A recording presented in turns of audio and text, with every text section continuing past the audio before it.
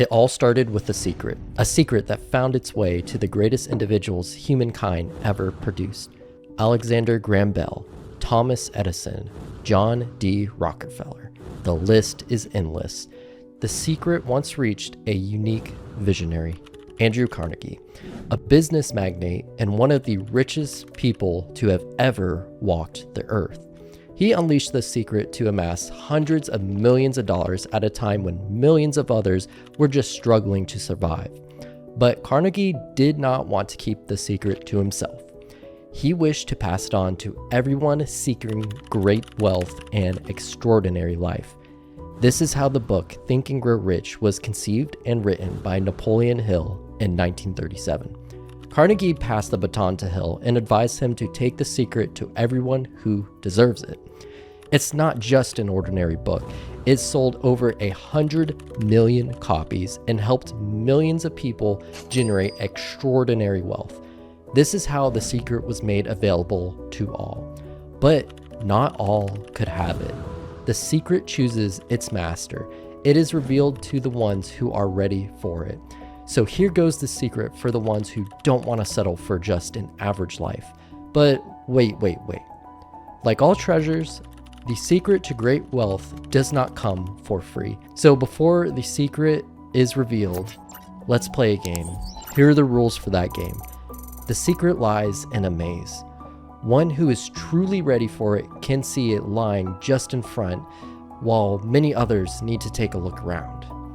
To make the game even more interesting, the secret is an expert in disguise. It is nameless and formless. The secret has been mentioned over 100 times in the book, so it will be mentioned in the video multiple times. It's uncovered and placed within 13 golden principles or steps. But these rules or steps themselves are not the secrets. The secrets just pop up into your mind when you focus on these 13 principles. Some may just spot the secret within the first principle itself, while others, they might have a eureka moment later on the 13th one. It all depends on how prepared you are for the secret to manifest in your mind. 3 feet from gold. In the gold rush days in the United States, there lived a man who was caught by gold fever. So he ventured into the western part of the country to dig out gold and get rich fast. He went to go work with a pickaxe and shovel, and after days of hard work, he managed to locate a large amount of gold ore. So he borrowed and invested in heavy machinery and hired more workers to get all the gold out and then sell it on the market. The investment quickly paid off as he was able to mine a good amount of gold with small initial efforts. However, the gold vein suddenly disappeared, and despite desperate efforts, they could not locate it again. Disheartened, they decided to quit and sell the equipment to a junk man. But this is where I think it gets interesting. He was not just an ordinary junk man. He consulted a mining engineer who examined the vein that hadn't vanished. There was merely a fault line. A gigantic amount of gold was lying just 3 meters ahead of the exact spot of where the man stopped digging. Winners don't quit, and quitters don't win. Yeah, you heard that right.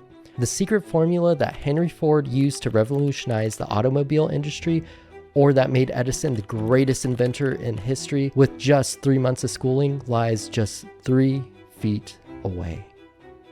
So let's begin. Principle 1. Desire. Edwin Barnes was an ordinary man by all accounts. He had no money, no influence, and little formal education. But his desire to be a business partner of Edison was just not ordinary. It was a definite desire. Moreover, it was specific. He did not want to work for Edison, but work with him as a partner. Having no money to travel, Barnes hopped onto a freight train to meet Edison and propose a business partnership. As he was heading to Edison's office, his mind was at work. He visualized himself standing in Edison's presence and proposing to become a business associate of the great inventor. Barnes succeeded, just not immediately.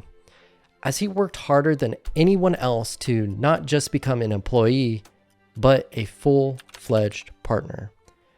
Recounting this incident, Edison later said, "I had learned from years of experience with men that when a man really desires a thing so deeply that he is willing to stake his entire future on a single turn of the wheel in order to get it, he is sure to win. I gave him that opportunity he asked for because I saw he made it up in his mind to stand there until he succeeded. Barnes' desire was not a hope. It was not a mere wish. It was a keen, pulsating desire which transcended everything else. It was definite. Most people in Barnes's position would have killed their initial desire because of some issues that jumped in and attacked their goal. But Barnes had no goal B. He only had the desire to work with Edison. Every person who wants to win and excel in any sphere of life must have a singular burning desire, kill their other options, and follow what they want most. They must burn the ship and cut all sources of retreat. That means no alternate goals and no shifting of the goalposts. Only by doing so can one be sure of attaining the mindset needed to succeed. Hill prescribes a small 6-step exercise to achieve a specific goal like acquiring certain amounts of wealth. Step 1. Think of the exact amount of money you need. Place a definite number and not something generic like a plenty of money. It should read something like, by December 31st, 2025, I want to have $50,000. Step 2. Determine exactly what you intend to give in return for the money you desire. There's no such reality as something for nothing. Step 3. Put a definite date by which you want to acquire that amount.